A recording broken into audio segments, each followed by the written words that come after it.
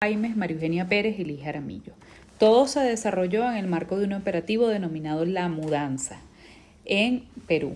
Y esto ha sido un caso que ha servido como jurisprudencia o como referencia de la jurisprudencia del sistema interamericano por la intervención de la Comisión Interamericana de los Derechos Humanos. En el contexto podemos narrar que desde 1980 el Perú había estado inmerso en un conflicto armado conducido por un fanatismo ideológico que desarrolló una aspirante violencia y destrucción y anarquización de la ciudadanía, marcado dentro de la pobreza de la región alto andina y selva peruana. La juventud campesina fue migrando hacia o atendiéndose a través de estudios universitarios, y allí pues el profesor y filósofo Abimael Guzmán Reynoso condujo y llevó a cabo lo que se conoció como esa formación ideológica a través de su militancia dentro del Partido Comunista del Perú y su célula conocida como Sendero Luminoso. Esta anarquía provocó el abandono de las regiones y las migraciones a las ciudades, y bueno, fue en la época ya del año 1992, para el 5 de abril, cuando Alberto Fujimori se hace de la presidencia de la República de una manera fáctica y a través de un golpe de Estado.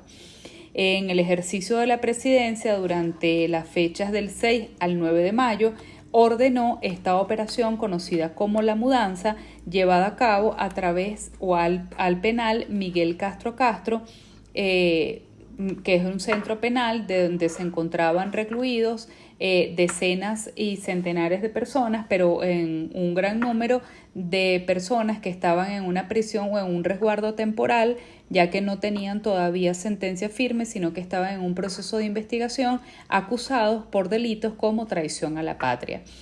A través de los medios de comunicación se venía conociendo o se habían hecho públicos videos donde se comentaba que en este centro de reclusión estaban siendo armados y que se estaban construyendo unos centros de adoctrinamiento ideológico de esta célula conocida como el Sendero Luminoso.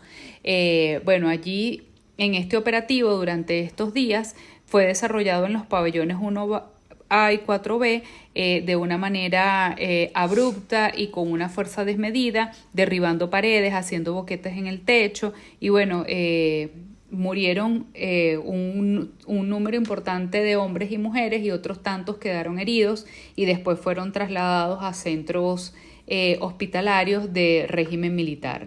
Entonces, bueno, algunos derechos vulnerados, pues según la Comisión Interamericana de Derechos Humanos, la Comisión de la Reconciliación y la Verdad, que fue constituida para atender este caso, bueno, por supuesto el derecho a la vida, la dignidad de las personas, la libertad de conciencia y religión, la libertad de expresión e información, la protección judicial, el derecho sobre la libertad personal, sobre la integridad personal y el derecho sobre las garantías judiciales, y bueno, posteriormente pues una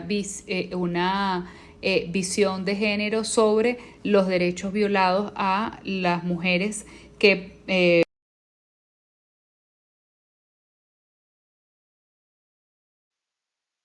El caso del penal Castro Castro es un caso con bastante connotación política. Por lo tanto, la posición del Estado peruano siempre fue de negación. La versión oficial del Estado peruano fue que el operativo tenía por objetivo trasladar a las mujeres que se encontraban recluidas en el pabellón 1A al penal, a la cárcel de mujeres de Chorrillos. Para justificar el uso de la fuerza que utilizó en ese momento el Estado peruano, alegó que se había realizado un motín dentro del Estado, dentro del penal, por lo que requirió el uso excesivo de la fuerza. Y a su vez el Estado ha sostenido a través de muchos años, incluso hasta el presente, es muy poco lo que se sabe o lo que se escucha sobre este tema, porque es un tema bastante delicado. El Estado ha sostenido que niega por completo que las torturas hayan sido excesivas y que las agresiones atribuidas a los agentes de uso excesivo no eran lo suficientemente fundamentadas.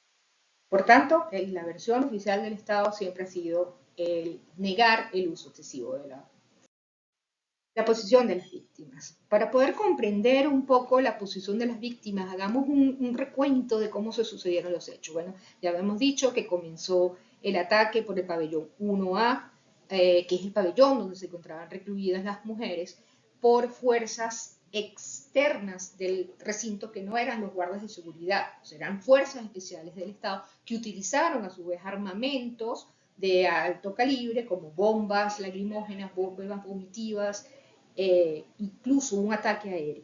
Durante este ataque se abrieron boquetes y las personas trataban de salir a través de este boquete, se realizaron ejecuciones extrajudiciales, es decir, les disparaban a quemarropa. Bueno, las que quedaban, las víctimas, trataban de trasladarse a la otra ala del recinto donde sufrían torturas, donde estaban. Incluso en la población de mujeres habían mujeres en estado de gestación, estaban embarazadas. Los sobrevivientes que quedaron, que estaban heridos, los trasladaron luego a un hospital militar donde fueron sometidos a tratos inhumanos. Estuvieron allí durante varias horas al desnudo. Incluso a las mujeres las sometieron a una revisión de sus órganos personales buscando droga. De allí es donde hay el hecho de la violación sexual. Recordemos que violación sexual no es solamente la penetración de un órgano masculino a la mujer sin consentimiento, sino de cualquier otro objeto, dedos, manos, etc. Entonces, en este hospital, donde cuando le hicieron las revisiones, algunas mujeres fueron violadas buscando la droga. Luego de todo esto, se trasladaron a diferentes cárceles, allí fueron sometidas, sobre todo las mujeres, a aislamiento total. Tuvieron 6 meses donde tenían contacto con el exterior, no tenían acceso a lecturas, no se sabía cuántas personas habían sobrevivido, no se sabía exactamente el número de muertos, y esto ocasionó, por supuesto, afectación sexual a las mujeres. Las mujeres la torturaban verbalmente, les decían, tú eres prostituta, eres una lesbiana, te mereces estar aquí por terrorista. Y durante estos 6 meses incluso a las mujeres no se les permitió cambiarse de ropa. Se les negó absolutamente el uso de las toallas sanitarias durante la menstruación. Esto es más o menos lo que fue el proceso y la posición de las víctimas en el caso Castro Castro. Por primera vez, la Corte presenta alegatos que conforman un análisis de género transversal a todos los hechos. La Corte aborda este caso desde 3 ángulos. Primero, reconoció que las mujeres se habían visto afectadas por los actos de violencia de género distinta a los hombres. Segundo, que algunos de los actos de violencia se habían encontrado específicamente en ellas. Y tercero, que algunos de los actos le habían afectado en mayor proporción a las mujeres. El caso ha demostrado que a pesar que tanto hombres y mujeres fueron sometidos a los mismos hechos de violencia, torturas, ejecutamiento, agresiones, estas estaban afectadas, las mujeres estaban afectadas de manera distinta a los hombres por razón de género.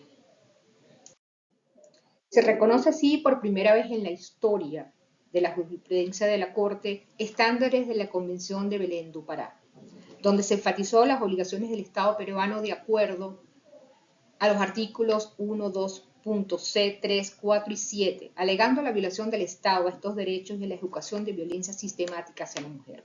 Violaciones que también fueron consideradas por la Corte bajo la Convención Americana, incorporando la conceptualización de dignidad humana. También se resaltó la Convención sobre Eliminación de todas las formas de discriminación contra la mujer, ratificada por el Estado peruano y vigente en la fecha de los hechos.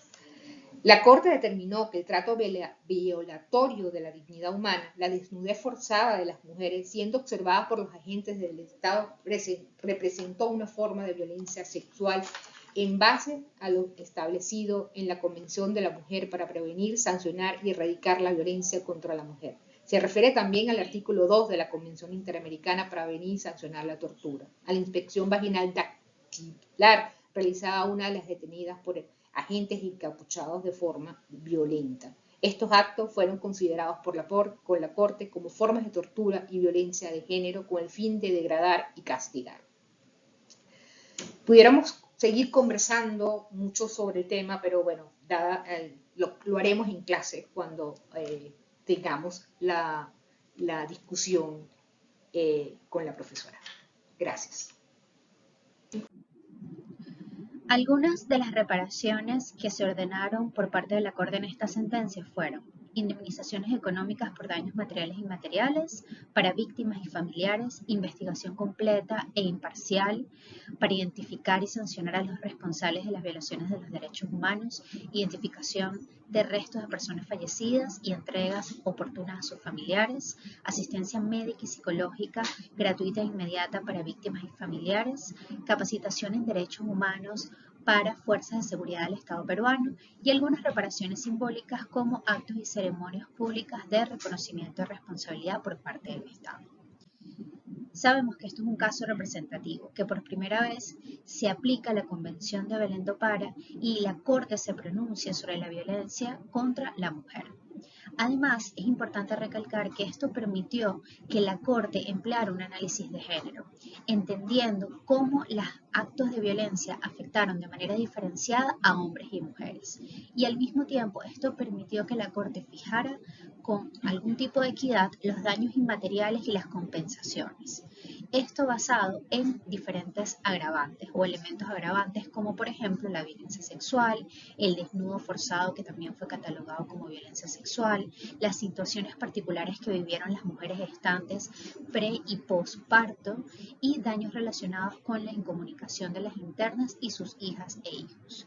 Sin embargo, a diferencia de otros casos emblemáticos como por ejemplo los de Rosendo Cantú y Fernández Ortega, en las reparaciones todavía no vemos de manera diferenciada elementos diferenciadores de género, como por ejemplo atención especializada a víctimas de violencia de género.